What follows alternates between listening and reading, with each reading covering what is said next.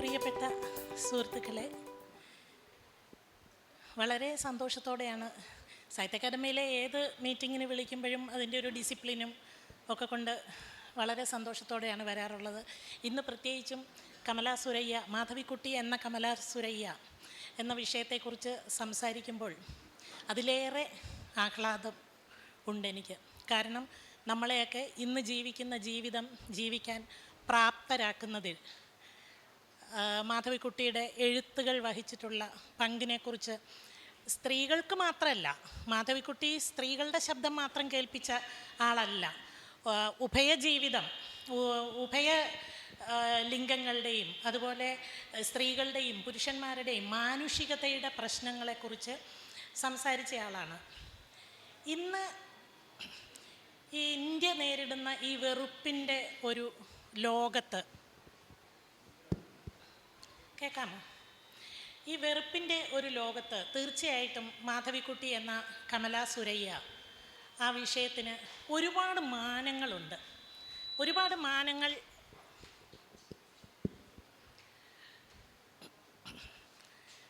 ഈ വിഷയത്തെക്കുറിച്ച് സംസാരിക്കുമ്പോൾ എനിക്കത് പല തരത്തിൽ ഈ 45 മിനിറ്റിൽ അത് ഒതുക്കണമെന്ന് പറഞ്ഞു. ടൈമർ അല്ലെങ്കിൽ തലയ്ക്കടിക്കും എന്നാണ് പറഞ്ഞത്. എനിക്കറിയില്ല 45 മിനിറ്റ് 45 ദിവസം പറഞ്ഞാൽ തീരുമോ എന്ന് അറിയില്ല. അത്രയും ഇന്ത്യൻ ജീവിതവും കേരളീയ ജീവിതവും ലോക ജീവിതവും ഒക്കെ ആയിട്ട് ബന്ധപ്പെട്ട് മാധവിക്കുട്ടി നമുക്ക് പകർന്നു തന്നിട്ടുള്ള വലുതായ അറിവുകളും അനുഭവങ്ങളുമുണ്ട്. ഫ്ലോബേറിൻ്റെ ഫെലിസിത്തെ എന്ന് പറയുന്ന ഒരു കഥാപാത്രത്തെക്കുറിച്ച് ഇംഗ്ലീഷ് ലിറ്ററേച്ചറോ അല്ലെങ്കിൽ മറ്റ് സാഹിത്യ താല്പര്യമുള്ളവരെല്ലാം വായിച്ചിട്ടുള്ളതായിരിക്കും. ഫെലിസിത്തെ ഒരു വീട്ടുവേലക്കാരിയായ ഫ്ലോബേറിൻ്റെ ഒരു കഥാപാത്രമാണ്. അവർക്ക് പ്രണയിക്കപ്പെടാൻ വലിയ ആഗ്രഹമായിരുന്നു. ജീവിതത്തോട് വല്ലാത്ത ആർത്തിയുള്ള സ്ത്രീയായിരുന്നു. അവരൊരു വീട്ടുജോലിക്കാരിയായിരുന്നു. അവർ പ്രണയങ്ങളിൽ നിന്ന് പ്രണയങ്ങളിലേക്ക് പോയി ചാടി വീണുകൊണ്ടിരുന്നു. ഓരോ പ്രണയവും അവരെ ഉണർത്തി ഉത്തേജിതയാക്കിക്കൊണ്ടിരുന്നു. പക്ഷേ ഓരോ പ്രണയവും വിട്ടുപോകുമ്പോൾ അവർ വേദനിച്ചു. ഒടുവിൽ അവസാനത്തെ പ്രണയവും വിട്ടുപോയി കഴിഞ്ഞപ്പോൾ അവരുടെ ഫാമൊക്കെ വിറ്റിട്ട് ഫെലിസിത്തെ വേറൊരു സ്ഥലത്തേക്ക് പോവുകയാണ്. അവിടെ ചെന്ന് മറ്റൊരാളുടെ വീട്ടുവേലക്കാരിയായിട്ട് നിൽക്കുന്നു. അവിടുത്തെ വീട്ടുടമസ്ഥയായ സ്ത്രീക്ക് ഒരു തത്തയെ കിട്ടുന്നുണ്ട്. ഈ തത്തയുടെ പേര് ലൂലു എന്നാണ്. ലൂലു എന്നാൽ സ്നേഹം, വാത്സല്യം, മാതൃനിർവിശേഷമായ കാരുണ്യം എന്നൊക്കെ അർത്ഥമാണ് ലൂലുവിനുള്ളത്. അപ്പോൾ ഈ ലൂലു എന്ന് പറയുന്ന തത്ത എപ്പോഴും ചവച്ചുകൊണ്ടിരിക്കും എന്നുള്ളതുകൊണ്ട് ഈ വീട്ടുടമസ്ഥയ്ക്ക് ആ തത്തയെ ഇഷ്ടപ്പെടുന്നില്ല. അതുകൊണ്ട് ഈ തത്തയെ അവർ ഫെലിസിത്തേക്ക് കൊടുക്കുകയാണ്. ഇതൊരു ആൺതത്തയാണ്. അപ്പോൾ ഈ ഫെലിസിത്തേക്കാണെങ്കിൽ എപ്പോഴും തൻ്റെ ശരീരത്തിനും തൻ്റെ മനസ്സിനും സ്പർശമുണ്ടായിരിക്കണം, ആലിംഗനം കിട്ടണം, ആരെങ്കിലും തൊട്ടുകൊണ്ടിരിക്കണം. ഈ വലിയതായ ശാരീരിക സ്പർശത്തിലൂടെയുള്ള, അതായത് തൻ്റെ ശരീരത്തിലൂടെ മാത്രം പ്രണയത്തെ അനുഭവിക്കണം എന്ന് വിചാരിക്കുന്ന ഒരു സ്ത്രീയാണ് ഫെലിസിത്തേക്ക് ഈ തത്ത ഒരു വലിയ കൂട്ടാവുകയാണ് അവരുടെ ഏകാന്തതയിൽ.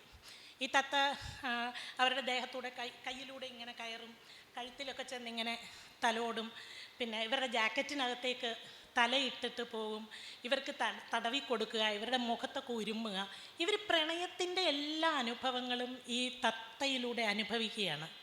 അവർ മറ്റൊരു തരം ജീവിതം ജീവിക്കുകയാണ്. ഇവർക്ക് എന്ത് ജോലി ചെയ്യാനും മടിയില്ല. ഫെലിസിത്തേക്ക് കുഞ്ഞുങ്ങളെ നോക്കും, പശുക്കൂട് വൃത്തിയാക്കും, അടുക്കള വൃത്തിയാക്കും, തുണി അലക്കി കൊടുക്കും, തുണി തേച്ച് കൊടുക്കും, എന്ത് ജോലിയും ചെയ്യും. പക്ഷേ ഇവർക്ക് ഈ പ്രണയം കിട്ടണം. അങ്ങനെ ഒരിക്കൽ ഈ തത്ത ചത്തുപോവുകയാണ്. ഈ തത്ത ചത്തുപോയി കഴിയുമ്പോൾ ഇവർ വളരെ സങ്കടപ്പെട്ട് ഈ തത്തയെ സ്റ്റഫ് ചെയ്ത് വെച്ചു. കുറച്ച് നാൾ തത്തയുടെ ശരീരം സ്റ്റഫ് ചെയ്ത് വെച്ചിട്ട് ഇതിൻ്റെ സ്പർശം അനുഭവിച്ചുകൊണ്ടിരുന്നു. ഒടുവിൽ ഇവർ ഈ തത്തയെ പള്ളിയിലെ പെരുന്നാളിൻ്റെ പ്രൊസഷന് തത്തയെ സമർപ്പിച്ചു. അന്ന് വൈകുന്നേരം ഇവർക്ക് വല്ലാത്ത ഒരു തരം ശ്വാസ തടസ്സം അനുഭവപ്പെടുകയും എന്നാൽ അവർ വളരെ ശാന്തമായിട്ട് ശ്വസിച്ചുകൊണ്ട് ആ മുറിയിൽ മുഴുവൻ ഒരു പക്ഷിയുടെ മണം അനുഭവിക്കുകയും അങ്ങനെ ഇവർ വളരെ ശാന്തമായിട്ട് മരണത്തിലേക്ക് പോവുകയും ചെയ്തു, ഈ ഫെലിസിത്തെ എന്ന് പറയുന്ന സ്ത്രീ. അപ്പോൾ ആകാശത്ത് നിന്ന് ഒരു വലിയ ആൺതത്ത മേഘങ്ങളെ പിളർന്ന് ഇവരുടെ ചുറ്റും വന്ന് ഇങ്ങനെ പറന്നു നിന്നതായിട്ട്, ഇവരെ സ്പർശിച്ചുകൊണ്ട് നിന്നതായിട്ട് ഒരു അതീന്ദ്രിയ അനുഭവത്തിലേക്ക് പോകുന്ന തരത്തിലാണ് ഈ കഥ തീരുന്നത്. തീർച്ചയായിട്ടും ഞാൻ വിചാരിക്കുന്നത് മാധവിക്കുട്ടി പക്ഷിയുടെ മണം എഴുതുമ്പോൾ ഈ ഫെലിസിത്തയുടെ അനുഭവം, അല്ലെങ്കിൽ മാധവിക്കുട്ടി ഏത് കഥ എഴുതുമ്പോഴും ഫ്ലോബേറിൻ്റെ ഫെലിസിത്തെ മാധവിക്കുട്ടിയിൽ ഉണ്ടായിരിക്കണം എന്ന് ഞാൻ കരുതുകയാണ്. അത്രമാത്രം സ്നേഹത്തിന് വേണ്ടി ദാഹിച്ച, പ്രണയത്തിന് വേണ്ടി ദാഹിച്ച, ശരീരത്തിൻ്റെ അനുഭവങ്ങൾക്ക് വേണ്ടി ദാഹിച്ച ഒരു സ്ത്രീയാണ്. ശരീരത്തിൻ്റെ അനുഭവങ്ങളെ മനസ്സിലാക്കാത്ത സ്ത്രീകളാണ് മാധവിക്കുട്ടിയെ വായിക്കരുത്, മാധവിക്കുട്ടിയെ വായിച്ചാൽ പിഴച്ചു പോകും എന്ന് കുട്ടിക്കാലത്ത് നമുക്കൊക്കെ ഉണ്ടായിട്ടുള്ള തടസ്സങ്ങളുണ്ട്. നമുക്കൊക്കെ ഈ തടസ്സം നേരിട്ടിട്ടുണ്ട് വായനയ്ക്ക്. പക്ഷേ മാധവിക്കുട്ടിയെ മനസ്സിലാക്കിയ ഒരാൾ അവരുടെ ശരീരത്തെ തിരിച്ചറിയുന്നുണ്ട്, ആ ശരീരത്തിൻ്റെ ആനന്ദാനുഭൂതികളെ തിരിച്ചറിയുന്നുണ്ട്.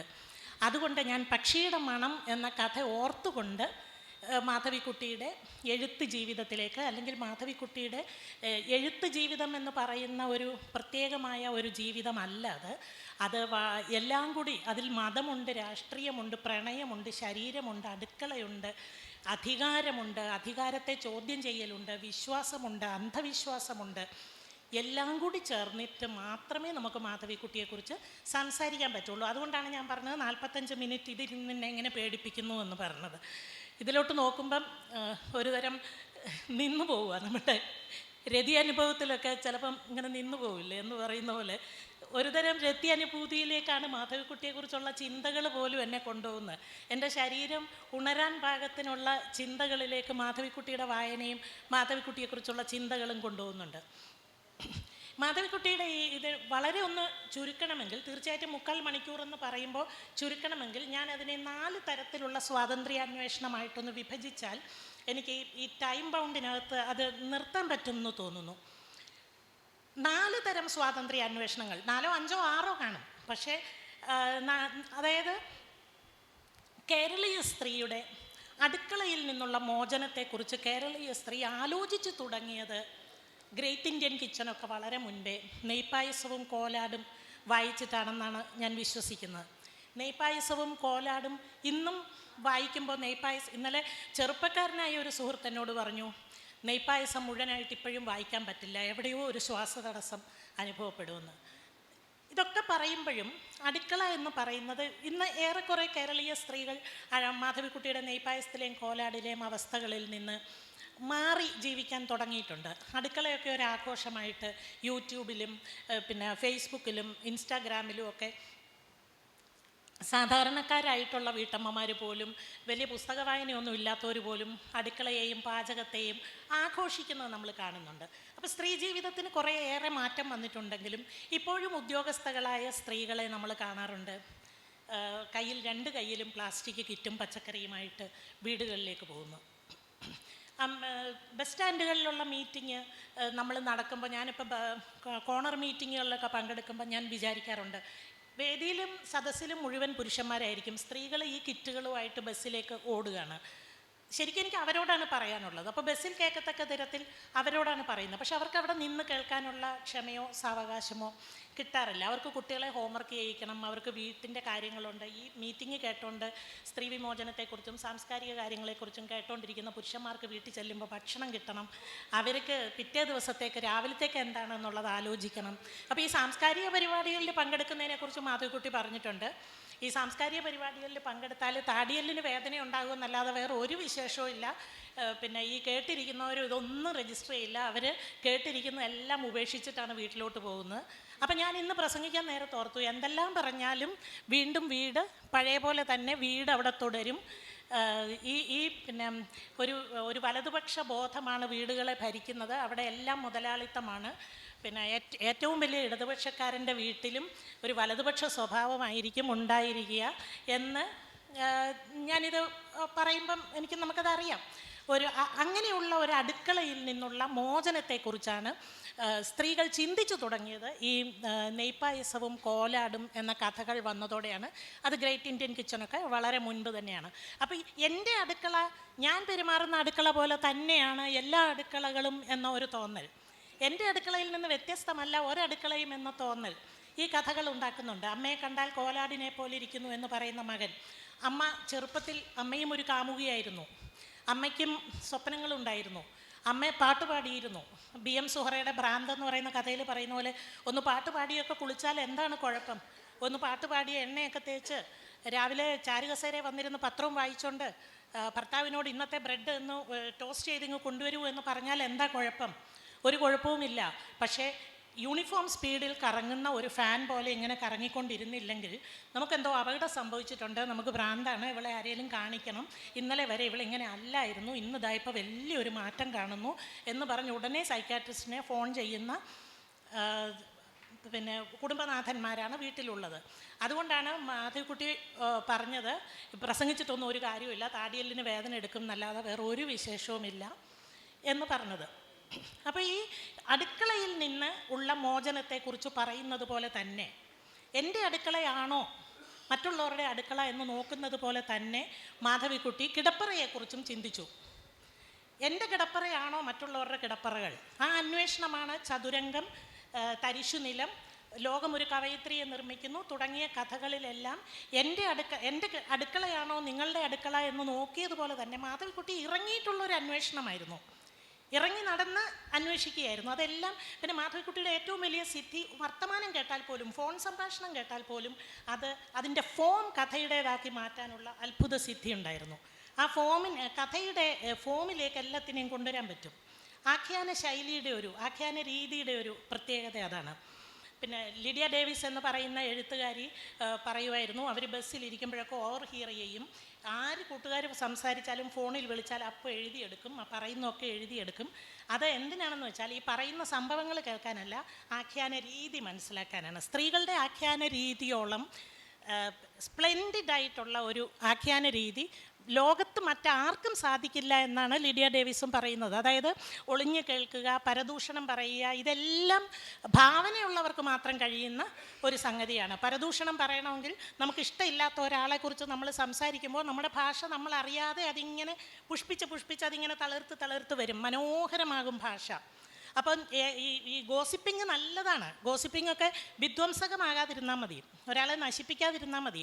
ഗോസിപ്പിങ് ചെയ്യുമ്പോൾ അവളങ്ങോട്ട് പോകുന്ന ഞാൻ കണ്ടു എന്ന് പറഞ്ഞിട്ടൊരു മൂളുമ്പോൾ മുമ്പിലിരിക്കുന്ന ആൾ അതിനോട് ചേർക്കുകയാണ് ബാക്കി. ഇങ്ങനെ ചേർത്താണ് കഥകളുണ്ടാകുന്നത്. അപ്പോൾ മികച്ച ഒളിഞ്ഞു നോട്ടക്കാരാണ് ഏറ്റവും മികച്ച കഥാകൃത്തുക്കളായിട്ട് മാറുന്നത് എന്ന് പറയുന്നത് മാധവിക്കുട്ടി ഇങ്ങനെ ഒളിഞ്ഞു നോക്കിക്കൊണ്ട് എല്ലാ വീടുകളിലും ചെന്നിരുന്നു. എല്ലാ വീടുകളിലും എല്ലാ സ്ത്രീകളും സംസാരിക്കുമ്പോൾ അവരവരുടെ അടുക്കളയിലേക്കും കിടപ്പറയിലേക്കും ചെന്നിരുന്നു. മധ്യവർത്തി സ്ത്രീകളുടെ ദാമ്പത്യത്തിലെ പ്രശ്നങ്ങളും മധ്യവർത്തി സ്ത്രീകളുടെ കുടുംബജീവിതത്തിലെ പ്രശ്നങ്ങളും മധ്യവർത്തി സ്ത്രീകൾ ആഗ്രഹിക്കുന്ന സദാചാര ഭ്രംശങ്ങളും അവർ ലക്ഷ്മണരേഖയ്ക്കപ്പുറത്തേക്ക് പോകാനുള്ള ഒരു അഭിവാഞ്ചയും മടുപ്പിക്കുന്ന, അതായത് വീടിൻ്റെ നിരാശകളാണ്, വീടിൻ്റെ നിരുത്സാഹങ്ങളാണ് സ്ത്രീകളെ കഠിന ഹൃദയരാക്കുന്നത് എന്ന് മാധവിക്കുട്ടി എഴുതിയിട്ടുണ്ട്. നമ്മൾ പലപ്പോഴും ഒരു കുഞ്ഞിനെ ഒരമ്മ പാറക്കല്ലിനിട്ട് അടിച്ചു കൊന്നൂന്നോ കുഞ്ഞിനെ വട്ടം ചുഴറ്റി കൊന്നൂന്നോ ഒക്കെ പറയുമ്പോൾ നമ്മൾ അപ്സെറ്റ് ആവേണ്ട കാര്യമില്ല. നമ്മുടെ സിസ്റ്റം സ്ത്രീയെ കഠിന ഹൃദയയാക്കുന്ന തരത്തിൽ അവളുടെ വികാരങ്ങളെ വന്ധ്യംകരിക്കുന്നു, അവളുടെ മൃദുല വികാരങ്ങളോട് പ്രതികരിക്കാതിരിക്കുന്നു, അവളുടെ ഭാവനാ സമൃദ്ധികളെ പുച്ഛിക്കുന്നു, അവളുടെ ഭാവനാ സമൃദ്ധികളെ നിനക്ക് എന്തറിയാമെന്നുള്ള വാക്കുകൊണ്ട് നിന്ദിക്കുന്നു. അങ്ങനെ സ്ത്രീകൾ കഠിന ഹൃദയകളാകുന്നതാണ്. അപ്പോൾ സമൂഹമാണ് നമുക്ക് മുന്നിൽ നമ്മുടെ ഇത്തരം വൈകാരികമായിട്ടുള്ള സമൃദ്ധികളെ അല്ലെങ്കിൽ അതിൻ്റെ ആ ഊർജങ്ങളെ, വൈകാരികമായിട്ടുള്ള ഉണർച്ചകളെ വന്ധ്യംകരിക്കുന്നത് സമൂഹമാണ്, കുടുംബജീവിതമാണ്. ഈ കുടുംബജീവിതത്തെയാണ് മാധവിക്കുട്ടി എതിർത്തുകൊണ്ടിരുന്നത്. അങ്ങനെ മാധവിക്കുട്ടി അടുക്കളയിൽ നിന്ന് അടുക്കളയിലേക്ക് പോയി സ്ത്രീകളുടെ അടുക്കള വിശേഷങ്ങൾ കാണിച്ചു തന്നതുപോലെ തന്നെ കിടപ്പറകളിൽ നിന്ന് കിടപ്പറകളിലേക്ക് പോയി കിടപ്പറയിൽ സ്ത്രീകൾ സംതൃപ്തരല്ല, പുരുഷന്മാരും സംതൃപ്തരല്ല, കേരളത്തിൻ്റെ കുടുംബങ്ങളിൽ ആണും പെണ്ണും സംതൃപ്തരല്ല, അവർ ചടങ്ങിന് ജീവിക്കുകയാണ്, അവരഭിനയിക്കുകയാണ് എന്ന് മാധവിക്കുട്ടി തുറന്ന് എഴുതുകയും പറയുകയും ചെയ്തുകൊണ്ടിരുന്നു അവരുടെ കഥകളിലൂടെ. ഞാൻ തരിശുനിലം ഈ ഓരോ കഥകളുടെ ഉദാഹരണം പറഞ്ഞത് അത്തരം കഥകളിലൂടെ ഇവർ നടത്തിയ അന്വേഷണമാണത്.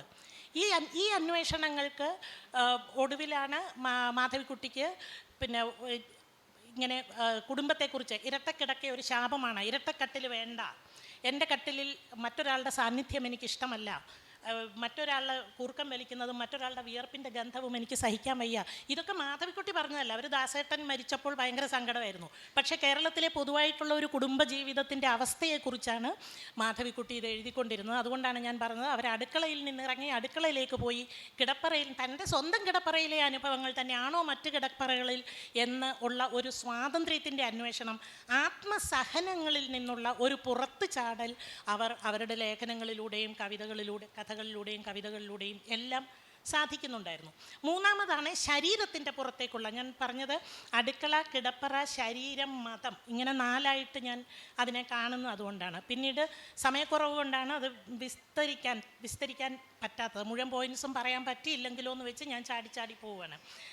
പിന്നെ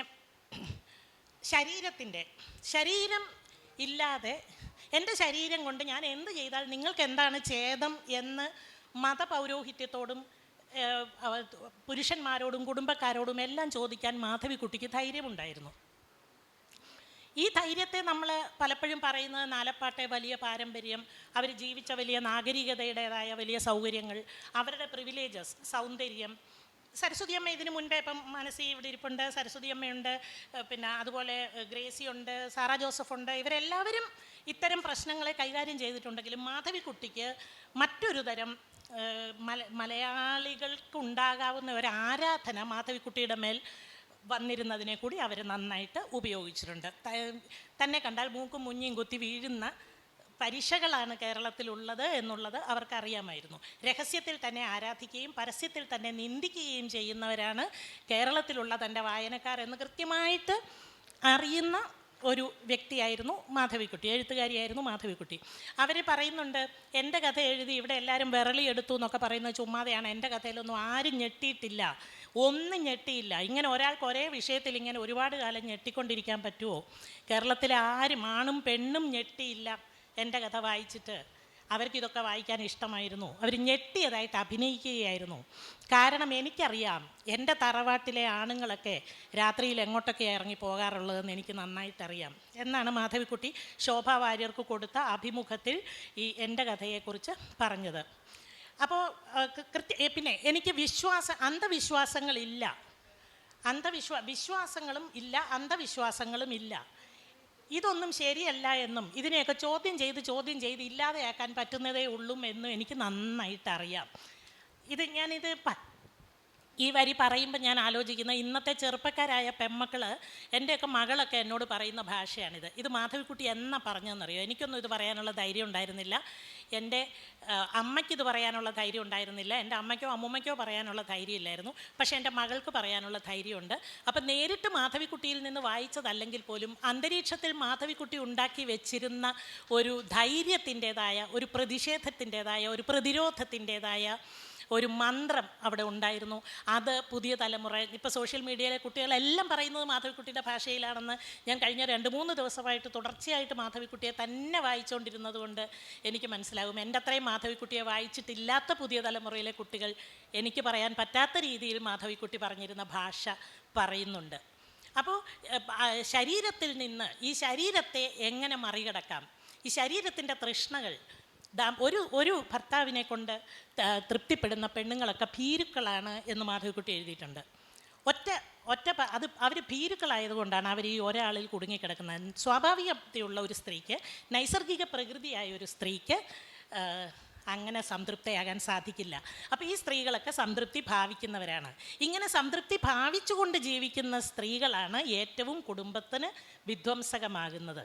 പുറത്തേക്ക് ഇറങ്ങിപ്പോവുകയും പ്രണയങ്ങളിൽ ഏർപ്പെടുകയും സൗഹൃദങ്ങളിൽ ഏർപ്പെടുകയും ഒക്കെ ചെയ്യുന്ന സ്ത്രീകളിൽ ഈ മുരടിപ്പുണ്ടാകാറില്ല എന്നുള്ളതാണ് മാധവിക്കുട്ടി പറയുന്ന മറ്റൊരു കാര്യം. അപ്പോൾ ഇതും ഒരു തരം അന്വേഷണമായിരുന്നു. തൻ്റെ ശരീരം തന്നെയാണോ എല്ലാവരുടെയും ശരീരം? അപ്പോൾ ഈ ആത്മസഹനങ്ങളുടെ ശരീരത്തിൽ നിന്ന്, ആത്മസഹനങ്ങളുടെ കിടപ്പറയിൽ നിന്ന്, ആത്മസഹനങ്ങളുടെ അടുക്കളയിൽ നിന്ന് ഒക്കെ സ്ത്രീകളെ പുറത്തേക്ക് കൊണ്ടുവരികയായിരുന്നു മാധവിക്കുട്ടി ചെയ്തത്. പക്ഷേ മാധവിക്കുട്ടി ഒരു പ്രഖ്യാപിത ഫെമിനിസ്റ്റ് ആണോ എന്ന് ചോദിച്ചാൽ അവർ പ്രഖ്യാപിത ഫെമിനിസ്റ്റ് അല്ല, സൈദ്ധാന്തിക ഫെമിനിസ്റ്റ് അല്ല. അവരുടെ ആന്തരികതയിൽ, അവരുടെ ബോധങ്ങളിൽ ഫെമിനിസ്റ്റ് ആശയങ്ങളുണ്ടായിരുന്നു. അവരെ ഇൻ്റർവ്യൂ ചെയ്യാൻ കാനഡയിൽ നിന്ന് വന്ന മെറിലി എന്ന് പറയുന്ന സ്ത്രീയോട് മെറിലി എന്ന് പറയുന്ന കാനഡയിൽ നിന്ന് വന്ന സ്ത്രീ ഫെമിനിസ്റ്റ് ആണോ എന്ന് ചോദിച്ചപ്പോൾ, ഫെമിനിസ്റ്റിനെ ഞാൻ കാണിച്ചു തരാം, നല്ല ഫെമിനിസ്റ്റിനെ ഞാൻ കാണിച്ചു തരാം. നിങ്ങൾ തൃശ്ശൂരിൽ ചെല്ലൂ, അവിടെ സാറായുണ്ട്. നിങ്ങൾ കോട്ടയത്ത് ചെല്ലൂ, അവിടെ മേരി റോയ് ഉണ്ട്. നിങ്ങൾ കോഴിക്കോട്ട് ചെല്ലൂ, അവിടെ അജിതയുണ്ട് എന്നാണ് മാധവിക്കുട്ടി പറഞ്ഞത്. ഞാൻ ഫെമിനിസ്റ്റ് അല്ല എന്ന്. പക്ഷേ ഫെമിനിസ്റ്റ് ആശയങ്ങൾ വളരെ പോപ്പുലറായ, ഇപ്പോൾ കർണാട്ടിക് സംഗീതം യേശുദാസ് സാധാരണക്കാരിലേക്ക് കൊണ്ടുവന്നു എന്ന് പറയുന്നത് പോലെ, ഫെമിനിസ്റ്റ് ആശയങ്ങൾ വളരെ പോപ്പുലറായ, എന്നാൽ ഏറ്റവും മുഖത്തോട് മുഖം സംസാരിക്കുന്ന ഒരു ഹൃദ്യമായ ഭാഷയിലൂടെ മാധവിക്കുട്ടിയുടെ കഥകൾ, അതിൻ്റെ ആഖ്യാന സവിശേഷതകൾ, അത് തന്നെയാണ് പറയേണ്ടത്. കഥയുടെ ഫോമിനെ കുറിച്ചുള്ള മാധവിക്കുട്ടിയുടെ കൃത്യമായ ആ ധാരണയാണ്. വെറും പത്രവാർത്തയെ പോലും മാധവിക്കുട്ടിക്ക് കഥയാക്കാൻ പറ്റും. അതിനുള്ള സിദ്ധി അവരുടെ കയ്യിലുണ്ട്. അങ്ങനെ മാധവിക്കുട്ടിയുടെ ഈ 4ാമത്തെ അന്വേഷണത്തിലേക്കാണ് ഞാൻ പോകുന്നത്. 4ാമത്തെ അന്വേഷണമാണ് ഇന്ത്യ ഇന്ന് നേരിടുന്ന ഏറ്റവും വലിയ കടുപ്പമേറിയ ചോദ്യത്തിനുള്ള ഉത്തരമാണ് മാധവിക്കുട്ടിയുടെ മതത്തിൽ നിന്ന്, ഞാൻ ജീവിച്ച മതത്തിൻ്റെ സ്വാതന്ത്ര്യം തന്നെയാണോ ഇതര മതത്തിലുള്ള സ്വാതന്ത്ര്യം എന്നൊരു അന്വേഷണമായിട്ടാണ് ഞാൻ ഇവരുടെ ഈ യാത്രയെ കാണുന്നത്.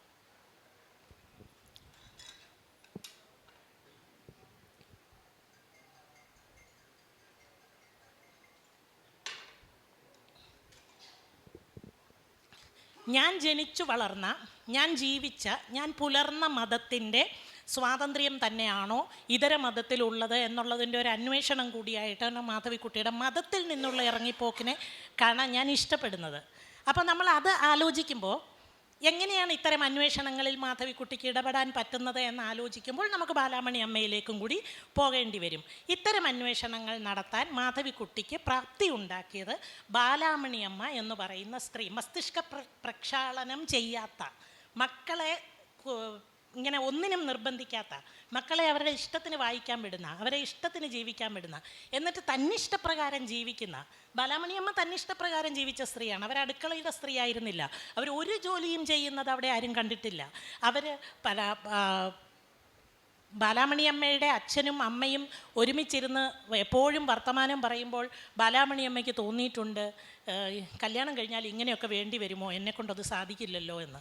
എപ്പോഴും അച്ഛനും അമ്മയും കൂടി വർത്തമാനം പറഞ്ഞുകൊണ്ടിരിക്കുമ്പോൾ ബാലാമണിയമ്മയ്ക്ക് പേടിയുണ്ടായിരുന്നു, ഞാൻ കല്യാണം കഴിച്ചാൽ എനിക്ക് ഇങ്ങനെ ഇരിക്കാൻ പറ്റില്ലല്ലോ എന്ന്. അപ്പോൾ അവരൊരു സാമ്പ്രദായിക മാതാവായിരുന്നില്ല, സാമ്പ്രദായിക ഭാര്യയായിരുന്നില്ല.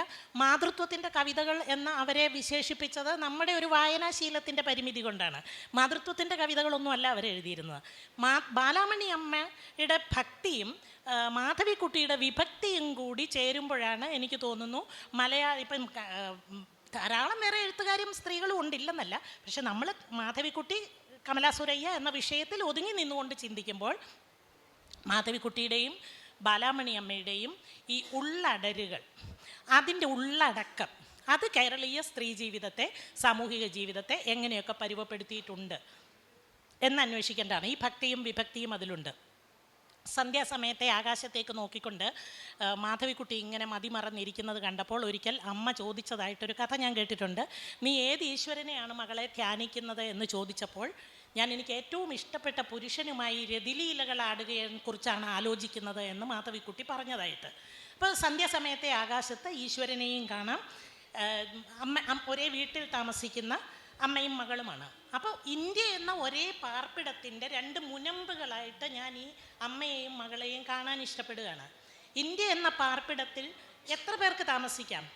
വിഭിന്ന ജാതിക്കാർക്ക് താമസിച്ചൂടെ? വിഭിന്ന ഭാവനയുള്ളവർക്ക്, 2 തരം ഭാവനകൾക്ക്, 2 തരം ശരീരങ്ങൾക്ക്, 2 തരം ചിന്തകൾക്ക്, 2 തരം ഭാഷകൾക്ക്, 2 തരം മതങ്ങൾക്ക്, 2 തരം ജാതികൾക്ക്, 2 തരം ശരീരങ്ങൾക്ക് ഒക്കെ ജീവിക്കാം എന്നുള്ളതിൻ്റെ തെളിവായിട്ടാണ് നാലപ്പാട്ട് തറവാട്ടിൽ ബാലാമണി അമ്മയും മാധവിക്കുട്ടിയും ജീവിച്ചതിനെ ഇന്ത്യ എന്ന ഒരു തറവാട്ടിൽ, ഇന്ത്യ എന്ന ഒരു പാർപ്പിടത്തിൽ, തറവാടെന്നല്ല ഒരു പാർപ്പിടം, തറവാടെന്ന് പറയുമ്പോൾ അതിന് വേറെ കൊണറ്റേഷനുണ്ട്. ഇന്ത്യ എന്ന ഒരു പാർപ്പിടത്തിൽ എത്ര പേർക്ക് ഒരുമിച്ച് താമസിക്കാം എന്നുള്ളതാണ്. 2 തരം പേർ, 2 തരം ആൾക്കാർക്ക് ഒരുമിച്ച് ജീവിക്കാൻ പറ്റുമോ എന്നുള്ളതാണ് ഇന്ന് വർത്തമാന ഇന്ത്യ നേരിടുന്ന ഏറ്റവും വലിയൊരു ചോദ്യം. എനിക്ക് ഞാനായും ജീവിക്കാം, മാധവിക്കുട്ടിക്ക് മാധവിക്കുട്ടിയായും ജീവിക്കാം, കമലാസുരയ്യയായും ജീവിക്കാം, ബാലാമണി അമ്മയ്ക്ക് ബാലാമണി അമ്മയായും ജീവിക്കാം. അതാണ് ബഹുസ്വരതയുടെ ഒരു രാഷ്ട്രം, ജനാധിപത്യം എന്ന് പറയുന്നത്. ആ സാധ്യതയാണ് മാധവിക്കുട്ടി തൻ്റെ മതം മാറ്റത്തിലൂടെ അന്വേഷിച്ചത് എന്നാണ് ഞാൻ വിചാരിക്കുന്നത്. അവർ രണ്ട് തരം ജീവിതം, രണ്ട് തരം ഭാഷ, രണ്ട് തരം സ്വപ്നങ്ങൾ, ഇത് എത്ര തരം വേണമെങ്കിലും ആകാം. ഇപ്പോൾ ശീതളിന് ശീതളനായും ശീതളായും ശോഭനയായും ജീവിക്കാം. അതാണ് ജനാധിപത്യം. അതിനെ അനുവദിക്കുന്നതാണ് ജനാധിപത്യം. അല്ലാതെ വോട്ട് നേടുന്നതും റോഡ് പണിയുന്നതും പൈപ്പ് ഉണ്ടാക്കി കൊടുക്കുന്നതും വെള്ളം ഉണ്ടാക്കി കൊടുക്കുന്നതും മാത്രമല്ല ജനാധിപത്യവും അധികാരവും. അധികാരം എന്ന് പറയുന്നത് ഒരു വ്യക്തിക്ക് ആ വ്യക്തിയുടെ ഇഷ്ടപ്രകാരം, ആ വ്യക്തിയുടെ താല്പര്യപ്രകാരം അയാൾക്ക് ഇഷ്ടപ്പെട്ട മതത്തിൽ വിശ്വസിച്ചുകൊണ്ട് അയാൾക്ക് ജീവിക്കാനുള്ള അവകാശം. ഒരാൾക്ക് തൻ്റെ ആനന്ദങ്ങൾ നിർണ്ണയിക്കാനും ആ ആനന്ദങ്ങൾ കണ്ടെത്തുന്നതിൽ ആനന്ദിക്കാനും കഴിയുക. അതാണ് യഥാർത്ഥത്തിൽ ജനാധിപത്യവും അധികാരവും എന്നാണ് ഞാൻ വിശ്വസിക്കുന്നത്. കമല സുരയ്യ എന്ന് പറയുന്ന ഒരു അന്ന് വരെ താൻ ഉപയോഗിച്ചിരുന്ന വസ്ത്രം മാറുന്നത് പോലെ ഒരു മതം മാറുന്നു. തനിക്ക് അതേ വീട്ടിൽ തന്നെ തനിക്കിഷ്ടപ്പെട്ട വേഷത്തിൽ, തനിക്കിഷ്ടപ്പെട്ട രൂപത്തിൽ, തനിക്കിഷ്ടപ്പെട്ട മതത്തിൽ വിശ്വസിച്ച് തൻ്റേതെന്ന് പറയുന്ന ദൈവത്തെയും എടുത്തുകൊണ്ടു പോവുകയാണ്. ഇത് ഞാൻ വിചാരിക്കുന്നില്ല ഇത് ഒരു മതത്തോടുള്ള നിന്ദയും മറ്റൊരു മതത്തോടുള്ള പ്രണയവുമാണെന്ന്. ഇതൊരു സ്വാതന്ത്ര്യ അന്വേഷണമാണ് എന്നാണ് ഞാൻ കാണുന്നത്. മാധവിക്കുട്ടി ആയിരുന്നിട്ട് അന്വേഷിച്ചിട്ട് കിട്ടാത്തതാണ് കമലാദാസായിട്ട് അന്വേഷിച്ചത്. അവിടെ നിന്നും കിട്ടാത്തതാണ് കമല സുരയ്യയായിട്ട് അന്വേഷിച്ചത്. ഇനിയും എം മുകുന്ദൻ ഒരിക്കൽ എഴുതിയിട്ടുണ്ട്, ഇനിയും ഒരു കുറച്ചു കാലം കൂടി ജീവിച്ചിരുന്നിരുന്നെങ്കിൽ അവർ വേറൊരു പേര് സ്വീകരിച്ച് വേറൊരു വസ്ത്രം സ്വീകരിച്ച് ചിലപ്പോൾ ജീവിക്കുമായിരുന്നുവെന്ന്. സർഗാത്മകതയുടെ ഒടുങ്ങാത്ത ചിറകുകളുള്ള ഒരു ഉന്മാദിനിയായ ഒരു ഗരുഡനെ പോലെ, ശക്തിയുള്ള ഒരു ഗരുഡനെ പോലെയുള്ള ഒരു സ്ത്രീയായിരുന്നു മാധവിക്കുട്ടി. അപ്പം ഇവർ രണ്ട് അമ്മയും മകളും. മാധവിക്കുട്ടിയുടെ അമ്മ ബാലാമണി അമ്മയുടെ കവിതയാണ് വൃദ്ധകന്യ എന്ന് പറയുന്ന കവിത. ഈ വൃദ്ധകന്യ എന്ന് പറയുന്ന കവിതയിൽ നമ്മൾ മാതൃത്വത്തിൻ്റെ കവിത എന്ന് പറഞ്ഞ് ബാലാമണി അമ്മയെ ചുരുക്കാൻ പാടില്ല. മാധവിക്കുട്ടി ബാലാമണി അമ്മയുടെ മകളാണ്. വൃദ്ധകന്യ എന്ന് പറയുന്ന കവിതയിൽ വളരെ കഠിന വ്രതചര്യ കൊണ്ട് ശരീരത്തെ പീഡിപ്പിച്ച ഒരു യുവയോഗിയും ഒരു വൃദ്ധസന്യാസിനിയുമാണ്. അപ്പോൾ ഈ യുവയോഗി ഇങ്ങനെ കഠിന ചര്യയിൽ അങ്ങനെ പുലരുകയാണ്. പക്ഷേ ഈ വൃദ്ധസന്യാസിനിക്ക് തോന്നുകയാണ് തൻ്റെ അച്ഛൻ പഠിപ്പിച്ചു വെച്ച ഈ കഠിന വ്രതചര്യകൾ കൊണ്ട് തൻ്റെ ശരീരമാകെ മരവിച്ചിരിക്കുന്നു, ശരീരമാകെ ഉണങ്ങി വരണ്ടിരിക്കുന്നു. തനിക്ക് ആത്മീയതയിലേക്കുള്ള പാതയിൽ ഈ ശരീരത്തിൻ്റെ സാധ്യതകൾ കൂടി അറിയണം, ശരീരത്തിൻ്റെ ഭൗതികമായ സുഖങ്ങൾ കൂടി അറിയണം. അതുകൂടി അറിഞ്ഞെങ്കിൽ മാത്രമേ തൻ്റെ ആത്മീയ അന്വേഷണം പൂർണ്ണമാകൂ എന്ന് ഈ വൃദ്ധകന്യക കരുതുകയാണ്. അവർ തൻ്റെ ആഗ്രഹം യുവയോഗിയോട് പറയുകയാണ്. നമ്മുടെ വൃദ്ധകന്യ എന്ന് പറയുന്ന കവിതയല്ല കേരളത്തിൽ ബാലാമണി അമ്മയുടേതായിട്ട് ചർച്ച ചെയ്യാറുള്ളത്. ഈ വൃദ്ധകന്യ പറയുകയാണ് ഈ യുവയോഗിയോട്, എനിക്ക് ഈ ശാരീരിക ബന്ധത്തെ കൂടി അറിയണം, ഇതുകൂടി അറിഞ്ഞാലേ എൻ്റെ അന്വേഷണങ്ങൾ പൂർണ്ണമാവുള്ളൂ. ശരീരമില്ലാതെ, ശരീരത്തിൻ്റെ മോഹങ്ങളില്ലാതെ ഒന്നും പൂർണ്ണമാവില്ല. അപ്പോൾ എനിക്കിത് അറിയണം എന്ന് പറഞ്ഞു യുവയോഗിയുമായിട്ട് ഇവർ ശാരീരിക ബന്ധത്തിൽ ഏർപ്പെടുന്നു. അണുവോടണുവെ ഇണക്കും മഹത്വത്തിന് അമരാനുഭൂതികൾ ഞാൻ അറിഞ്ഞു എന്നാണ് ബാലാമണിയമ്മ എഴുതുന്നത്. അണുവോടണുവെ ഇണക്കും മഹത്വത്തിന് അമരാനുഭൂതികൾ ഞാൻ അറിഞ്ഞു. കനിവില്ലാഞ്ഞോ കാലം കാറ്റുപോലുള്ളോരെന്നെ തനുവാം കുരിശിന്മേൽ ഇങ്ങനെ തറച്ചിട്ടു. മാധവിക്കുട്ടിയുടെ അമ്മ എഴുതിയ വരികളാണ്. കനിവില്ലാഞ്ഞോ കാലം കാറ്റുപോലുള്ളോരെന്നെ തനുവാം കുരിശിന്മേൽ ഇങ്ങനെ തറച്ചിട്ടു. ഇത് ഈ ബാലാമണി അമ്മയുടെയും മാധവിക്കുട്ടിയുടെയും. എന്നിട്ട് കവിതയുടെ ഒടുവിൽ ഈ യുവാവിന് ഈ അനുഭവങ്ങൾ കഴിഞ്ഞപ്പോൾ പിന്നെ തിരിച്ച് സന്യാസത്തിലേക്ക് പോകാൻ വയ്യ. അവനാകെ വെപ്രാളം വരികയാണ്, അവനാകെ അതുകൊണ്ട് മതിയാവുന്നില്ല. പക്ഷേ ഈ സ്ത്രീ ഒരു കനം കുറഞ്ഞ പത പോലെ എനിക്കിത്രയും അറിഞ്ഞാൽ മതിയായിരുന്നു, എനിക്കിതൊരു അന്വേഷണമായിരുന്നു എന്ന് പറഞ്ഞിട്ട് അവിടെ നിന്ന് പോവുകയാണ്. ഈ ആണും പെണ്ണും തമ്മിലുള്ള പ്രണയത്തിൽ പലപ്പോഴും പെൺകുട്ടി ഇട്ടിട്ട് തേച്ചിട്ട് പോവുക എന്ന് പറയുന്നത് ഈ അന്വേഷണത്തിൻ്റെ ഒരു വലിപ്പം, അതിൻ്റെ ഒരു മഹത്വം മനസ്സിലാകാത്തത് കൊണ്ടാണ്. ഇത് എപ്പോഴാണ് നമ്മുടെ കേരളത്തിൽ ഒരാണും പെണ്ണും തമ്മിൽ പ്രേമിച്ച രണ്ടാമത്തെ ദിവസം ആണിൻ്റെ ഭാഗത്തു നിന്നുണ്ടാകുന്ന ചോദ്യം എപ്പോഴാണ് കാണുന്നത് എന്നുള്ളതായിരിക്കും. ഈ എപ്പോഴാണ് കാണുന്നത് എന്നുള്ള ചോദ്യം വലിയ ശല്യമാണ്. പിന്നെ ഇത് അനുഭവിച്ചിട്ടുള്ളവർക്കൊക്കെ അറിയാം. ഈ പ്രണയം ഒരു ഭാരമാകുന്ന പ്രണയത്തിൻ്റെ അനുഭവങ്ങൾ നമുക്ക് നല്ലതാണ്. പക്ഷേ ഈ പ്രണയിയുടെ വിട്ടിത്തവും കൊതിയും വെറിയും ഇതൊന്നും നമുക്ക് ചുമന്നുകൊണ്ട് നടക്കാൻ പറ്റില്ല. അവരുടെ ആർത്തിയും അതൊന്നും നമുക്ക് ചുമന്നുകൊണ്ട് നടക്കാൻ പറ്റില്ല. ഈ തരത്തിലുള്ള അന്വേഷണങ്ങൾക്ക് എന്നോട് ഇപ്പോൾ ആരെങ്കിലും പ്രണയിച്ചിട്ടുണ്ടോ എന്ന് ചോദിച്ചാൽ ഉണ്ട് എന്ന് പറയാനും, എത്ര തവണ പ്രണയിച്ചിട്ടുണ്ട് എന്ന് ചോദിച്ചാൽ ഒരുപാട് തവണ പ്രണയിച്ചിട്ടുണ്ട് എന്ന് പറയാനും, അവരെയൊക്കെ എന്ത് ചെയ്തു എന്ന് ചോദിച്ചാൽ അവരെയൊക്കെ ഇടയ്ക്ക് വെച്ച് ഉപേക്ഷിക്കേണ്ടി വന്നു എന്ന് പറയാനും എനിക്ക് ധൈര്യം തരുന്നത് മാധവിക്കുട്ടിയുടെ വായനകളാണ്. ഇത് എന്നോട് പലരും ചോദിക്കാറുണ്ട്, ഇന്ന ആളെ വെയിലത്ത് നിർത്തിയിട്ട് പോയില്ലേ. പിന്നെ അയാൾ പൊരി വെയിലത്തേക്കാണ് നമ്മളെ കൊണ്ടുപോകുന്നെങ്കിൽ പിന്നെ അയാൾ നമുക്കിത് ഇതൊരു നമുക്കൊരു സുഖാനുഭവത്തിനല്ലേ, നമുക്ക് ഇപ്പം ദാമ്പത്യത്തിൽ കിട്ടാത്ത എന്തിനോ വേണ്ടിയല്ലേ നമ്മൾ പ്രണയത്തിലേക്ക് പോകുന്നത്. ദാമ്പത്യം സുഖകരമാണ്, അതിനകത്ത് വളരെ ജനാധിപത്യപരവും പ്രണയ നിർഭരവുമാണെങ്കിൽ നമുക്കിതിനൊന്നും കാര്യമില്ല. അപ്പോൾ ഈ വന്ധ്യംകരിക്കപ്പെട്ട കുടുംബങ്ങളിൽ ജീവിക്കുമ്പോഴാണ് പെണ്ണുങ്ങൾക്ക് പുറത്തേക്ക്, പെണ്ണുങ്ങളുടെ ഭാവന സമൃദ്ധി അതിനെയൊക്കെ ഈ പെണ്ണുങ്ങൾ തമ്മിൽ പ്രണയിച്ചു പോകുന്നത് പോലും അതുകൊണ്ടാണെന്ന് മാധവിക്കുട്ടി പറയുന്നുണ്ട്. ചന്ദനമരങ്ങളൊക്കെ എഴുതിയതും അതുകൊണ്ടാണ് ഞാൻ പറഞ്ഞത്. മാധവിക്കുട്ടി ആണിൻ്റെയും പെണ്ണിൻ്റെയും ഭാഷ മാത്രമല്ല, ഉഭയലിംഗത്തിൻ്റെയും ആൺപെൺ പ്രണയത്തിൻ്റെ പോലെ തന്നെ പെൺപെൺ പ്രണയത്തെയും ഒക്കെ പറയുന്നുണ്ട്. മാധവിക്കുട്ടി ചോദിക്കുന്നുണ്ട് ആണുങ്ങളുടെ ഭയമല്ലേ പെണ്ണുങ്ങൾ തമ്മിൽ പ്രേമിക്കുമ്പോൾ ആണുങ്ങൾ എന്തിനാ ഇത്ര പേടിക്കുന്നത്? നമ്മളുടെ കർത്തൃത്വം ഇല്ലാതെയായി പോകുമോ? നമ്മളുടെ അധികാരം ഇല്ലാതെയായി പോകുമോ? ഇവർക്ക് വേറെ പ്രണയം വന്നു കഴിഞ്ഞാൽ പിന്നെ ആണുങ്ങളുടെ നിലനിൽപ്പ് തന്നെ ചോദ്യം ചെയ്യപ്പെടും എന്നുള്ള ഭയം കൊണ്ടാണ് അല്ലെങ്കിൽ പിന്നെ എന്തിനാണ് ഈ ഹോമോസെക്ഷുവലിനെ ആണുങ്ങൾ ഇത്രമാത്രം ഭയപ്പെടുന്നത് എന്നൊക്കെ മാധവിക്കുട്ടിയുടെ ഓർമ്മക്കുറിപ്പുകളിൽ നിന്ന് പലയിടത്തു നിന്നായിട്ട് വായിച്ചതാണ്. അപ്പോൾ ഞാൻ പറഞ്ഞ് അവസാനിപ്പിക്കാം. മാധവിക്കുട്ടിയുടെയും ബാലാമണി അമ്മയുടെയും രണ്ട് തരം ജീവിതം ജീവിച്ച രണ്ട് എക്സ്ട്രീംസിൽ ജീവിച്ച അമ്മയും മകളും അവരുടെ ജീവിതത്തിൽ മാത്രമല്ല അവരുടെ സംസ്കാരത്തിലും അവരുടെ മൃതദേഹം സംസ്കരിക്കുന്നതിലും ഒരാൾ ഹൈന്ദവാചാരപ്രകാരം സംസ്കരിക്കപ്പെട്ടു, ഒരാൾ ഇസ്ലാമിക ആചാരപ്രകാരം സംസ്കരിക്കപ്പെട്ടു. അത്രയേ ഉള്ളൂ ശരീരം എന്ന് ഉള്ളതിൻ്റെ ഒരു തെളിവായിട്ട്.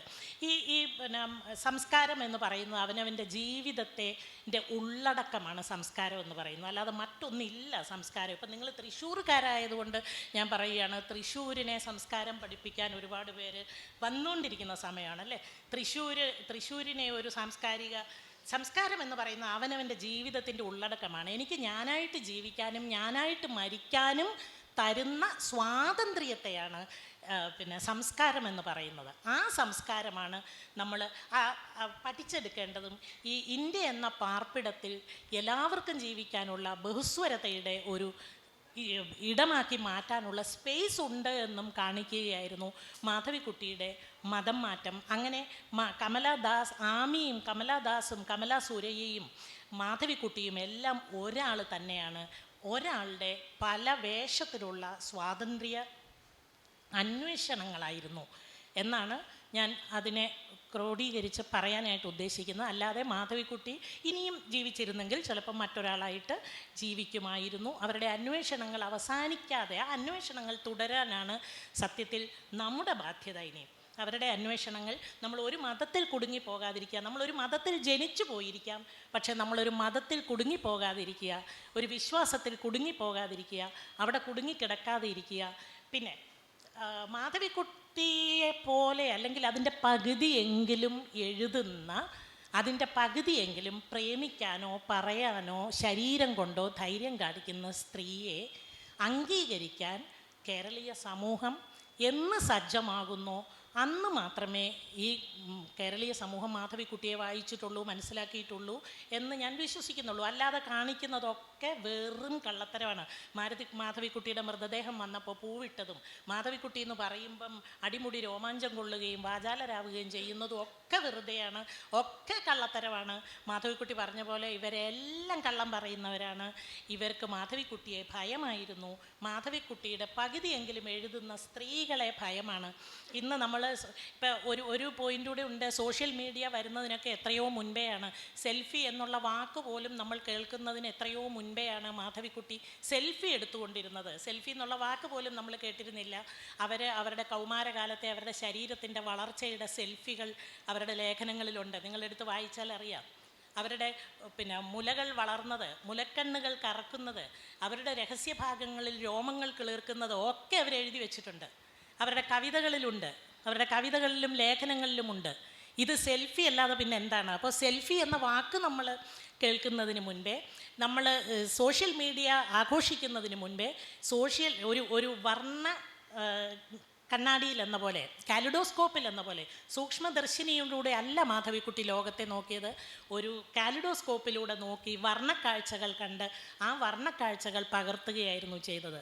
അതുകൊണ്ട് ഇന്ന് നമ്മൾ സോഷ്യൽ മീഡിയയിൽ അനുഭവിക്കുന്ന ഈ സ്വാതന്ത്ര്യം, ഇന്ന് നമ്മൾ അനുഭവിക്കുന്ന ഈ ആനന്ദം, ഇതെല്ലാം എത്രയോ നാളുകൾക്ക് മുൻപ് അനുഭവിച്ച് ഉൾക്കൊണ്ട് മനസ്സിലാക്കിയ ഒരു സ്ത്രീയായിരുന്നു മാധവിക്കുട്ടി. എത്രയോ കാലത്തിന് മുന്നേ കാലം അവരുടെ പിന്നെ വരികയായിരുന്നു എന്ന് വേണം ഇപ്പോൾ നമുക്ക് മനസ്സിലാക്കാൻ.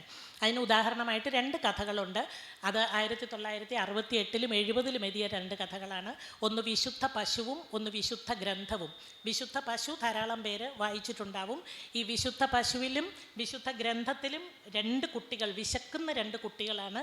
ഒരു കുട്ടി പശുവിൻ്റെ പാല് കുടിക്കുന്നു. അപ്പോൾ പശുവിൻ്റെ ആൾക്കാർ വന്നിട്ട് നീ മുസ്ലിമാണോ എന്ന് ചോദിച്ച് പിന്നെ അവനെ കൊല്ലുന്നതായിട്ടാണ്. അപ്പോൾ ഈ കുട്ടി ഒരു ചോദ്യം ചോദിക്കുന്നുണ്ട്, നിങ്ങൾ പശുവിൻ്റെ ഉടമസ്ഥരാണോ എന്ന്. ആലോചിച്ച് നോക്കണം, 1960-കളിലാണ് നിങ്ങൾ പശുവിൻ്റെ ഉടമസ്ഥരാണോ എന്നൊരു കുട്ടി ചോദിക്കുന്നു. അപ്പോൾ ഓം നമഃശിവായ എന്ന് പറഞ്ഞുകൊണ്ട് ഈ കുട്ടിയെ കഴുത്ത് ഞെരിച്ച് കൊല്ലുകയാണ് ആ വിശ്വാസി സമൂഹം ചെയ്യുന്നത്. ഇതിപ്പോഴെങ്ങും എഴുതിയതല്ല വിശുദ്ധ പശു എന്ന് പറയുന്ന കഥ. വിശുദ്ധ ഗ്രന്ഥം എന്ന് പറയുന്ന കഥയിൽ പുസ്തകശാലയിൽ ജോലി ചെയ്യുന്ന ഒരാൺകുട്ടിയുടെ അപ്പോൾ ഈ കുട്ടി പയ്യൻ പറയുന്നുണ്ട്, എനിക്ക് വിശന്നിട്ടാണ് എന്ന് പറയുന്നുണ്ട്. അപ്പോൾ അതൊന്നും ഞങ്ങൾക്കറിയേണ്ട കാര്യമില്ല എന്ന് പറഞ്ഞിട്ടാണ് കൊല്ലുമ്പോഴാണ് ഈ പയ്യൻ ചോദിക്കുന്നത്, നിങ്ങൾ പശുവിൻ്റെ ഉടമസ്ഥരാണോ എന്നുള്ളത്.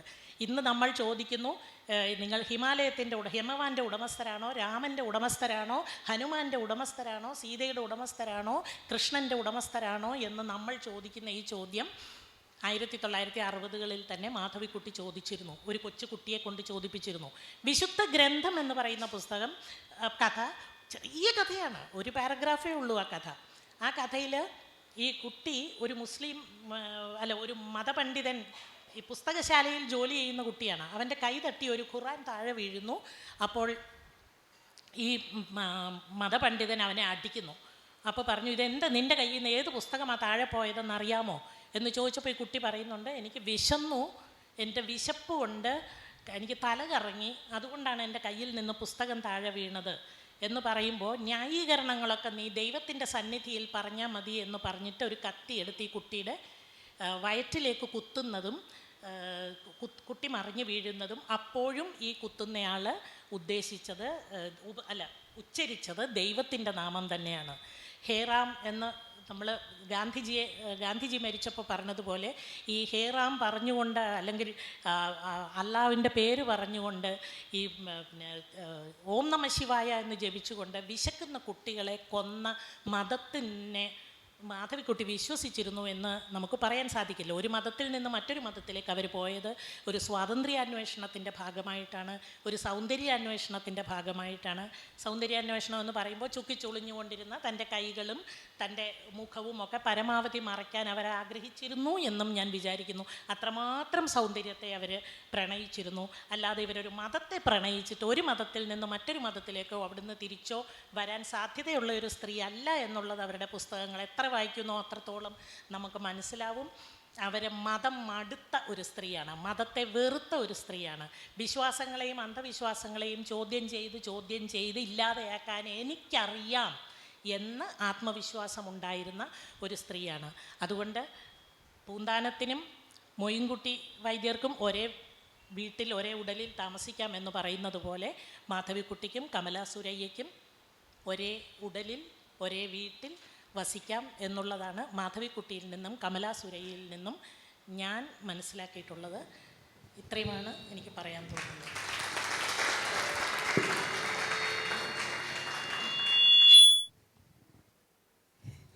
ഹലോ മാം, സ്വാതന്ത്ര്യ അന്വേഷണം എന്നുള്ളതിനേക്കാൾ കൂടുതൽ സ്വാതന്ത്ര്യ പ്രഖ്യാപനങ്ങളായിരുന്നില്ലേ എന്നുള്ളതാണ് എൻ്റെ ചോദ്യം. അവർ പറയുന്നുണ്ട്,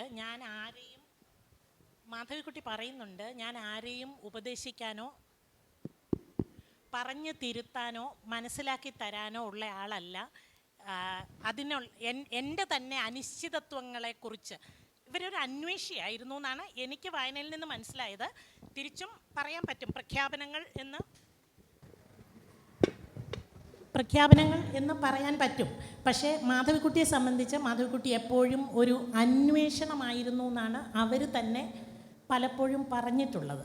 അവർ പറയുന്ന, ഞാൻ ഉപദേശിക്കാൻ ആളല്ല, ഞാൻ പ്രഖ്യാപിക്കാൻ ആളല്ല, എനിക്ക് എന്നെക്കുറിച്ച് തന്നെ ഒരുപാട് അനിശ്ചിതത്വങ്ങളുണ്ട്, ഞാൻ തന്നെ ശരിയല്ല, എൻ്റെ തന്നെ അനിശ്ചിതത്വങ്ങളെ എങ്ങനെ ഞാൻ അങ്ങനെ ഒരാൾ പ്രഖ്യാപനം നടത്തും എന്ന് ചോദിച്ചതായി ഞാൻ വായിച്ചിട്ടുണ്ട്. നമുക്കങ്ങനെയും പറയാം. മാധവിക്കുട്ടിയെ എല്ലാവർക്കും അവരവരുടേതായ രീതി, ഇപ്പോൾ ഈ പറഞ്ഞ പോലെ ഞാൻ പറഞ്ഞതെല്ലാം ശരിയാണെന്നല്ല, ഇങ്ങനെയും വായിക്കാം എന്ന എൻ്റെ ഒരു തോന്നൽ മാത്രമാണ് ഞാൻ പങ്കുവെച്ചത്. നമസ്കാരം മാഡം.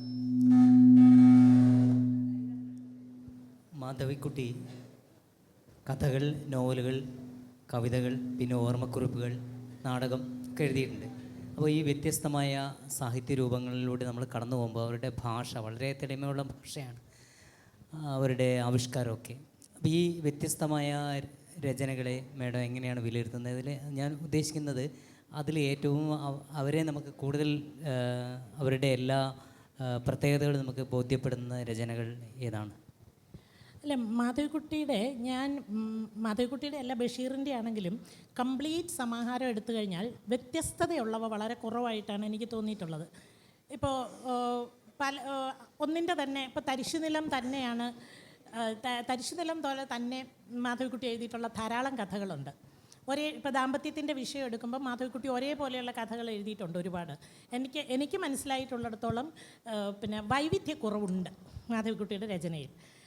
വൈവിധ്യക്കുറവുണ്ടെങ്കിലും പറഞ്ഞിടത്തോളം കാര്യങ്ങൾ വളരെ എന്തുകൊണ്ടാണ് അവർക്ക് ഇത്രമാത്രം വായനക്കാരുണ്ടായതും ഇപ്പോഴും ഉണ്ടായിക്കൊണ്ടിരിക്കുന്നതെന്ന് പറഞ്ഞാൽ ആ പറഞ്ഞതിൽ നിന്ന് സെലക്റ്റീവായിട്ട് ഇപ്പോൾ എനിക്ക് തോന്നുന്നു ബഷീറിൻ്റേതും നമ്മളെടുത്താൽ ഒരു 20-25 അതിൽ കൂടുതൽ വ്യത്യസ്തതയുള്ളവ കിട്ടും എന്ന് ഞാൻ വിചാരിക്കുന്നില്ല. ഒക്കെ വളരെ കുറവാണത്. അതുകൊണ്ട് തന്നെ ആ അത്ര എണ്ണം വെച്ചിട്ടൊക്കെ നമുക്ക് പറയാൻ സാധിക്കുള്ളൂ.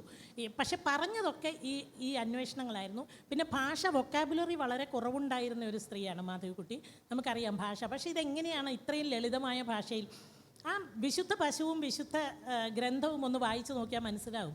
6 വരിയുള്ള കഥകളാണ്. 6-7 വരിയിലാണ് അവരൊരു ഇന്ത്യൻ രാഷ്ട്രീയ അവസ്ഥ, വരാൻ പോകുന്ന ഇന്ത്യൻ രാഷ്ട്രീയത്തിൻ്റെ അവസ്ഥ എങ്ങനെയാണ് ഇങ്ങനെ എഴുതി വെച്ചത്. അതുകൊണ്ടാണ് ഞാൻ പറഞ്ഞ പത്രവാർത്തയെ പോലും അവർക്ക് ചിലപ്പോൾ കഥയാക്കാൻ പറ്റും എന്നുള്ളത്. വൈവിധ്യക്കുറവുണ്ട് മാധവിക്കുട്ടിയുടെ രചനകളിൽ. ഞാൻ ചോദ്യം ചോദിക്കാനല്ല, മാധവിക്കുട്ടി, കമല സുരയ്യ ഇവരുടെ ഇടയ്ക്ക് സാൻഡ്വിച്ച്ഡ് ആയിട്ടൊരു കമലാദാസ് ഉണ്ട്. അതിനെപ്പറ്റി ശാരദക്കുട്ടി സൂചിപ്പിച്ചു. അപ്പോൾ കമലാദാസിൻ്റെ കവിതകൾ, അതിനെപ്പറ്റി വിശദമായിട്ട് സംസാരിക്കാനൊന്നും ഇവിടെ ശാരദക്കുട്ടിക്ക് സമയമില്ല എന്നും അറിയാം. ഇതിൽ റിവ്യൂവിൽ വരുന്നില്ല കമലാദാസ്. അപ്പോൾ ഞാനിപ്പോൾ ഇത് പറയാനൊരു കാരണം ഉണ്ടായത്, 2 ദിവസം മുമ്പ് ഇവിടെ മറ്റൊരു വേദിയിൽ ഒരു പ്രമുഖ സാഹിത്യകാരിയുമായിട്ടുള്ള ഒരു ഇൻ്റർവ്യൂവിൽ അവർ പറഞ്ഞു, പടിഞ്ഞാറുനിന്ന് ഇറക്കുമതി ചെയ്ത ഫെമിനിസം ഇവിടെ പെണ്ണെഴുത്തെന്ന പേരിൽ വരേണ്ട ആവശ്യമില്ല, ഇവിടുത്തെ സാഹചര്യത്തിന് ആ ഫെമിനിസം ആവശ്യമില്ല എന്ന് പറഞ്ഞതിന് കാരണമായിട്ട് പറഞ്ഞ ഒരു കാര്യം, പടിഞ്ഞാറുള്ള സ്ത്രീകളുടെ ലൈംഗിക സെക്ഷൽ റിപ്രഷൻ, പടിഞ്ഞാറുള്ള സ്ത്രീകളുടെ സെക്ഷൽ റിപ്രഷൻ ഇവിടുത്തെ സ്ത്രീകൾക്കില്ല എന്നാണ് പറഞ്ഞത്. അവിടെ നിന്നുകൊണ്ട് ഞാൻ ഇതിനെപ്പറ്റി ഒന്ന് സൂചിപ്പിക്കുകയാണ്. ഈ കമലാദാസ് എന്താണ് ചെയ്തത്? നമ്മൾ കമലാദാസിൻ്റെ ഇംഗ്ലീഷ് കവിതകൾ വായിക്കുമ്പോൾ ആൻ ഇൻട്രഡക്ഷനിലൊക്കെ ധാരാളമായിട്ട് ആ സാമ്പ്രദായിക കള്ളികളിൽ ഒതുക്കുന്ന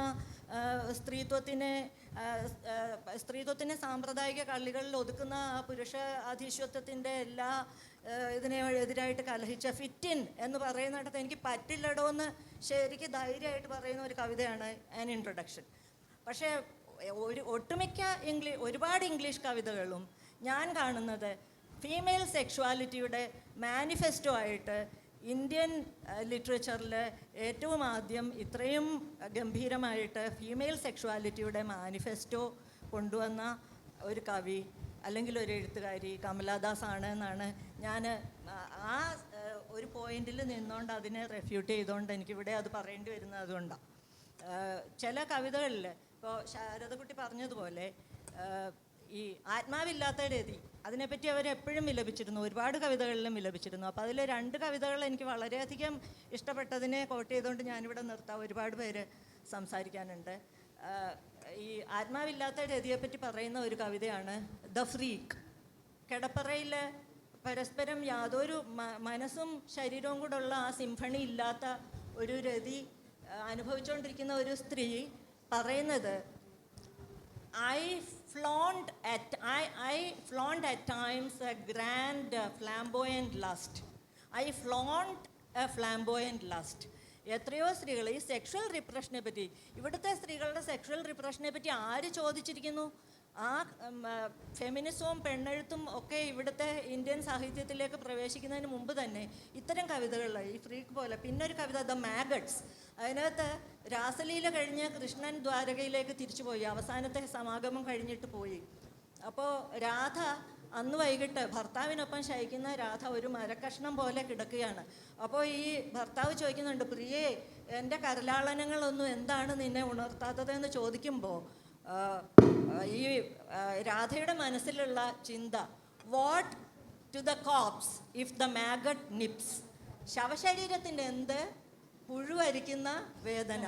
അപ്പോൾ ഈ രണ്ട് കവിതകൾ, ഈ കവിതകൾ നമ്മുടെ ഈ റേപ്പ് കേസസിൽ കൺസെൻറ്റ് അന്വേഷിക്കുന്ന ജഡ്ജസും ഈ ഇന്ത്യൻ സ്ത്രീകൾക്ക് സെക്ഷൽ റിപ്രഷൻ ഇല്ല എന്ന് ആർഗ്യൂ ചെയ്യാം. പക്ഷേ ആ എഴുത്തുകാരി തീർച്ചയായിട്ടും മാധവിക്കുട്ടിയെയും കമലാദാസിനെയും വായിച്ചിട്ടും കമലാദാസിനെ ഇഷ്ടം പോലെ പഠിക്കുകയും പഠിപ്പിക്കുകയും ചെയ്തിട്ടുള്ള ഒരാളാണ് എന്നുള്ളതാണ് എൻ്റെ സങ്കടം. അപ്പോൾ നമ്മുടെ ഈ ജഡ്ജസൊക്കെ ഈ ഇങ്ങനെ റേപ്പ് കേസസിൻ്റെ വിധി പറയുമ്പോൾ കൺസെൻറ്റ് അന്വേഷിക്കുന്നവരൊക്കെ മാധവിക്കുട്ടിയുടെ ഇത്തരം കവിതകൾ, ഈ ഫീമെയിൽ സെക്ഷുവാലിറ്റിയുടെ മാനിഫെസ്റ്റോകളായ ഈ കവിതകൾ ഒരു തവണയെങ്കിലും വായിച്ചാൽ ഇങ്ങനെ സംഭവിക്കില്ല എന്ന് എനിക്ക് തോന്നുന്നു. ഇത് മാധവിക്കുട്ടി തന്നെ പറയുന്നുണ്ട്, എൻ്റെ കുടുംബത്തിൽ എനിക്ക് മാതൃകയാക്കാവുന്ന ഒരുപാട് സ്ത്രീകളുണ്ടായിരുന്നു, പക്ഷെ ഞാൻ അവരെ ആരെയും മാതൃകയാക്കിയില്ല. അവരുടെയൊക്കെ ഒരു ജീവിതം ഒരു ശിക്ഷ പോലെയാണ് ഞാൻ കണ്ടത് എന്ന്. ഭർത്താവ് മരിച്ചാലും ഭർത്താവ് ഉണ്ടെങ്കിലും അവരുടെയൊക്കെ ദാമ്പത്യ ജീവിതവും ലളിത ജീവിതവും ഒരു ശിക്ഷ പോലെയാണ് ഞാൻ കണ്ടത്. അതേസമയം എൻ്റെ നാലപ്പാട്ട് തറവാട്ടിലെ പരിചാരികമാരുടെ ജീവിതം എത്ര വർണ്ണാഭമായിരുന്നു.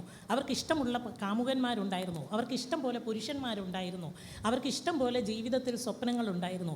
ഗാന്ധിസം പോലും ഒരു ശിക്ഷയാണ് എന്നെനിക്ക് തോന്നിയത് എൻ്റെ അമ്മയുടെ വിരസ ജീവിതം കണ്ടിട്ടാണ് എന്ന് മാധവിക്കുട്ടി പറയുന്നുണ്ട്. ടീച്ചർ പറഞ്ഞപ്പോൾ ഞാൻ ശരിക്കും സെക്ഷുവൽ റിപ്രഷൻ കേരളത്തിലെ സ്ത്രീകൾക്കില്ല എന്ന് പറയുന്നിടത്തോളം വലിയൊരു തമാശ വേറെ ഇല്ല എന്ന് വേണം പറയാനായിട്ട്. ഞാൻ നേരത്തെ പറഞ്ഞ പോലെ നിരാശകളാണ് സ്ത്രീകളെ കഠിന ഹൃദയകളാക്കുന്നത് എങ്കിൽ കേരളത്തിലെ സ്ത്രീകളുടെ നിരാശയുടെ ഏറ്റവും വലിയ അടിസ്ഥാനം ഈ പിന്നെ സെക്ഷുവൽ റിപ്രഷൻ തന്നെയാണ്. സെക്സ് എന്ന് പറയുന്നത് ശരീരത്തിന് ആവശ്യമുള്ളതാണ്, ശരീരത്തെ അത് ഉണർത്തും. നമ്മുടെ കേച്ചോപ്പിൻ്റെ കഥ ഞാൻ ഇടയ്ക്ക് എവൈക്കനിങ് അതിൽ പറയുന്നുണ്ട്, ഉൾക്കടലിൻ്റെ തീരത്ത് ജീവിച്ചിട്ടും ഭർത്താവിനെ അറിയില്ലായിരുന്നു ഭാര്യയ്ക്ക് നീന്തൽ പഠിക്കണം, അപ്പോൾ ഭാര്യയ്ക്ക് ചുമ വരും, ജലദോഷം വരും, ഭാര്യയോടുള്ള കെയറിങ് കാരണം ഇയാൾ പൊതിഞ്ഞു വെച്ചുകൊണ്ടിരുന്നു. അപ്പോഴാണ് ഒരു ചെറുപ്പക്കാരൻ നീന്തൽ പഠിപ്പിക്കാൻ വിളിച്ചുകൊണ്ട് പോകുന്നത്. ഇവർ ശരീരം കൊണ്ട് ഇയാളുടെ കൈകളിൽ കിടന്ന് വെള്ളത്തിൽ കിടന്ന് നീന്തുമ്പോഴാണ് ഇവർ ശരീരത്തിൻ്റെയും മനസ്സിൻ്റെയും ഉണർവ് എന്താണെന്ന് അറിയുന്നത്. കേരളത്തിലെ ഉണർവറിയാത്ത സ്ത്രീകളെ അതെങ്ങനെ, അതിനുവേണ്ടി മാത്രം നമുക്ക് ക്ലാസ്സുകൾ നടത്തി കൊടുക്കേണ്ടി വരും.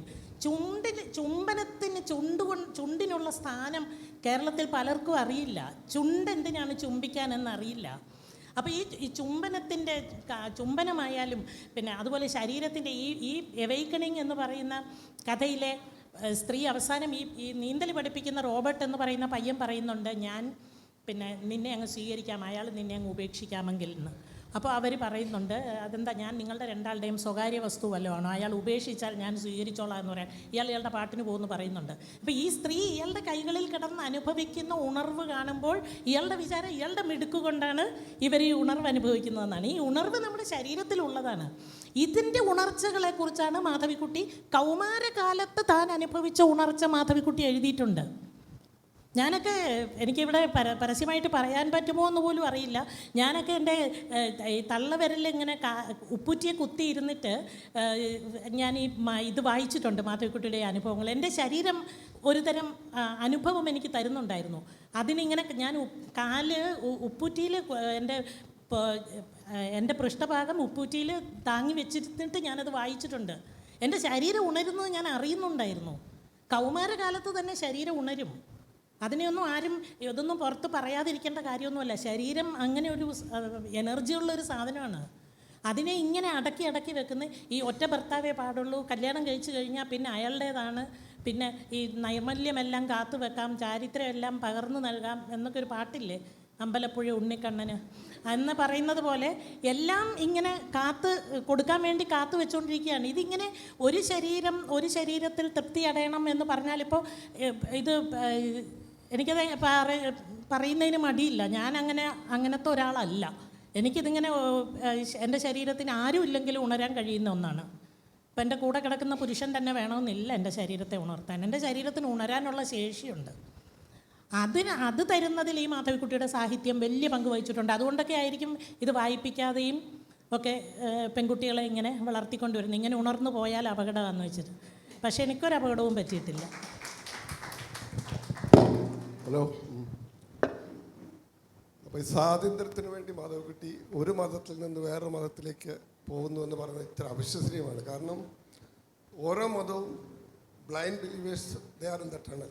അവരൊരു ബ്ലൈൻഡായിട്ടൊരു മതത്തിൽ വിശ്വസിക്കുകയും അതിനകത്ത് നിൽക്കുകയും ചെയ്യുമ്പോൾ സ്വാതന്ത്ര്യം, അത് തന്നെ ഒരു സ്വാതന്ത്ര്യക്കുറവാണ്. മതത്തിൽ നിൽക്കുന്ന അങ്ങനെയുള്ള ഒരാൾ സ്വാതന്ത്ര്യം വേണ്ടി വേറൊരു മതത്തിൽ പോയിട്ട് സ്വാതന്ത്ര്യമായിരിക്കുന്നത് ഇന്നത്തെ ഒരു സാമൂഹിക വ്യവസ്ഥയിൽ അത് ചിന്തിക്കുമ്പം മാധവിക്കുട്ടി മതത്തിൽ വിശ്വസിക്കുന്നത് തന്നെ സ്വാതന്ത്ര്യക്കുറവാണ്. അല്ല, അത് അങ്ങനെയല്ല ഞാൻ പറഞ്ഞത്. എൻ്റെ മതത്തിലില്ലാത്ത എന്ത് സ്വാതന്ത്ര്യം ഇതര മതത്തിലുണ്ട് എന്നുള്ളതിൻ്റെ ഒരു അന്വേഷണമായിരുന്നു എന്നാണ് ഞാൻ പറഞ്ഞത്. സ്വാതന്ത്ര്യം തേടിയിട്ട് അവർ പോയതല്ല. അവർക്ക് സ്വാതന്ത്ര്യം എന്താണെന്ന് അറിയാം. എൻ്റെ അടുക്കളയിലില്ലാത്ത ഇത് എൻ്റെ ഒരു വേർഷൻ മാത്രമാണ്, എൻ്റെ ഒരു അഭിപ്രായം മാത്രമാണ്. ഇത് ശരിയാണെന്നല്ല ഞാൻ പറയുന്നത്. ഇങ്ങനെയും ഒരു അന്വേഷണമാകാം. മാധവിക്കുട്ടി ഒരു അന്വേഷകയായിരുന്നു. ആ വഴിക്ക് തൻ്റെ മതത്തിലില്ലാത്ത എന്ത് സ്വാതന്ത്ര്യമാണ് ഇതര മതത്തിലുള്ളത് എന്ന് അന്വേഷിക്കുകയും മതം മടുത്തു എന്ന് പറഞ്ഞിട്ടാണ് അവർ പോയതും. പക്ഷേ ഏത് മതത്തിൽ ജീവിച്ചാലും തനിക്കിഷ്ടമുള്ള വസ്ത്രം ധരിച്ച്, തനിക്കിഷ്ടമുള്ള പുസ്തകം വായിച്ച്, തനിക്കിഷ്ടമുള്ള പേര് സ്വീകരിച്ച് തൻ്റെ ശരീരത്തിലും തൻ്റെ വീട്ടിലും ജീവിക്കാൻ കഴിയും എന്ന് വളരെ നിസ്സാരമായി അവർ തെളിയിച്ചു തരികയായിരുന്നു എന്നാണ് ഞാൻ വിചാരിക്കുന്നത്. ഇത് ഒരു മതത്തോടുള്ള പ്രേമം കൊണ്ടോ ഒരു മതത്തോടുള്ള നിന്ദ കൊണ്ടോ അല്ല, ഒരു അന്വേഷണമായിരുന്നിരിക്കാം എന്നാണ് ഞാൻ ഉദ്ദേശിച്ചത്. എൻ്റെ ഒരു വളരെ നന്ദി, സന്തോഷം.